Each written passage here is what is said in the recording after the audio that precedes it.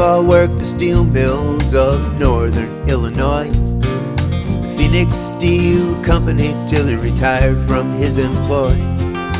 47 years he'd go to work early in the morn. He'd bend horseshoes all day till the sound of the horn. Then he'd come home to Grandma, but first to take a shower, to remove the grime and the grit of a day's work in an hour. Then he'd work out in the field till the sun set in the west. He'd tend the garden to bring the food to the table to be blessed. Grandpa was a quiet man, he never had a lot to say.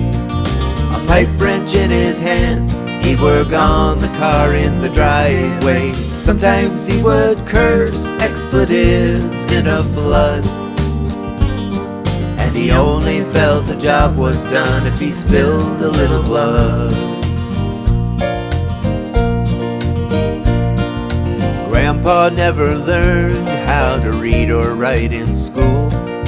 He did things his own way, always followed the golden rule. But a wiser man you'd never meet in your time on this earth. He knew how to fix things from the moment of his birth.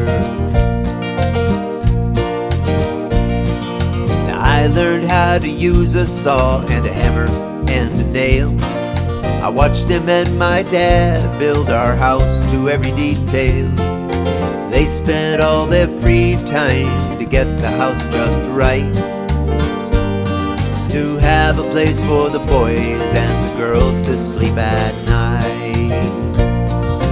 Grandpa was a quiet man, he never had a lot to say.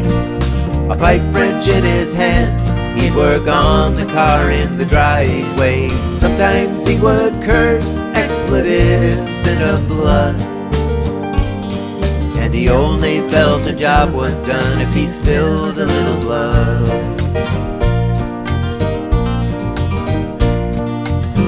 Now as a young man I never learned how to swear, but I heard a bunch from Grandpa, all that he could spare.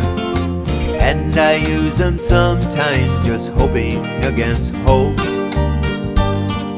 I would not get my mouth washed out with Mom's ivory soap. Grandpa was a quiet man, he never had a lot to say. A pipe wrench in his hand, he'd work on the car in the driveway. Sometimes he would curse expletives in a flood, he only felt the job was done if he spilled a little blood.